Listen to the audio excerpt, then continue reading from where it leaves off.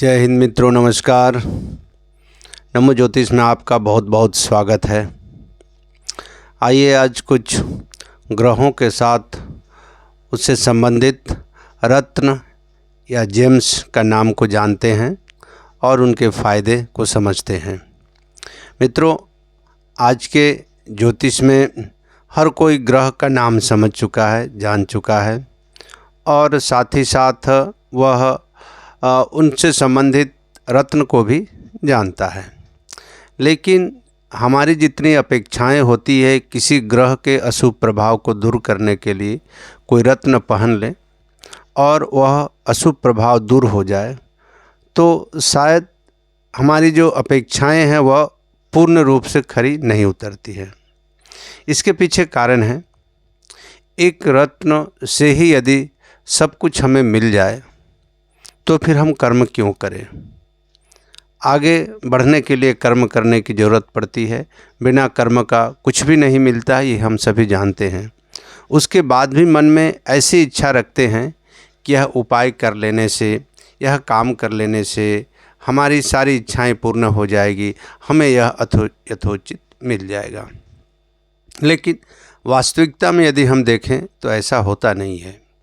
जैसे मान लेते हैं कि आपके ऊपर शनि ग्रह का प्रभाव चल रहा है और शनि से संबंधित रत्न यदि हम नीलम धारण कर लेते हैं तो क्या उस ग्रह के सभी अशुभ प्रभाव समाप्त हो जाएंगे और सारा फल हमें मिलने लगेगा। ऐसा कहा जाता है, किताबों में भी लिखा हुआ है, लोग सुनते भी हैं, कई तरह के कई ज्योतिषी कहते भी हैं। लेकिन जब हम वास्तविक जीवन में देखते हैं तो क्या ऐसा होता है? नहीं, पूर्ण रूपेण ऐसा कदापि नहीं होता है। आपके जीवन में अपने कर्मों के द्वारा बनाया गया कर्मफल जो मिलता है वह आपको मिलकर ही रहेगा, क्योंकि सत्य कर्म ही है। आप जो करेंगे और जैसा करेंगे वैसा रिजल्ट आपको मिलना ही मिलना है। हाँ, हम अपने वर्तमान को अच्छे करने के लिए, सही करने के लिए कई तरह के उपाय करते हैं और इन उपायों में एक उपाय है ग्रह से संबंधित रत्न धारण करना। मित्रों, यदि रत्न धारण करने से सब कुछ मिल जाता तो हर कोई रत्न धारण करके ही घूमते रहता। लेकिन वास्तव में आप जब तक अपने जीवन के लक्ष्य को प्राप्त करने के लिए, उस और बढ़ने के लिए कर्म नहीं करेंगे, उससे संबंधित और आपके पास जो साधन हैं उस साधनों का उपयोग करके उस सही दिशा में सही तरीके से यदि कर्म नहीं करते हैं, परिश्रम नहीं करते हैं, तो शायद उसका फल आपको प्राप्त नहीं होगा। इसके अलावे आप जितना भी उपाय कर लें, हाँ, धर्म करना, अपने इष्ट देवी देवताओं का पूजा करना या अन्य उपाय जो करते हैं आपकी इच्छा को बढ़ाएगी, आपको उस ओर जाने के लिए आपकी मनोदशा को तैयार करेगी, आपकी अंदर पूर्ण रूप से कर्म करने के लिए आपकी ऊर्जा को एकत्रित करेगी।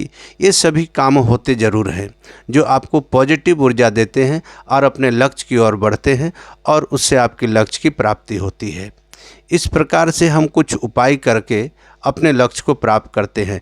लेकिन जहाँ तक बात होती है कि आप ये धारण कर लो, ये उपाय कर लो, आपको 100% ऐसा फल प्राप्त होगा, तो शायद प्रैक्टिकल लाइफ में ऐसा देखने को बहुत कम ही मिलता है। और ऐसा कहना आप अपने जीवन में करके देख सकते हैं और इसे आजमा सकते हैं। तो मेरा कहने का अर्थ है कि आप अपने कर्म को अवश्य करें, उपाय जो बनता है उसको करें, वह उस दिशा में आपको मार्ग प्रशस्त करेगा।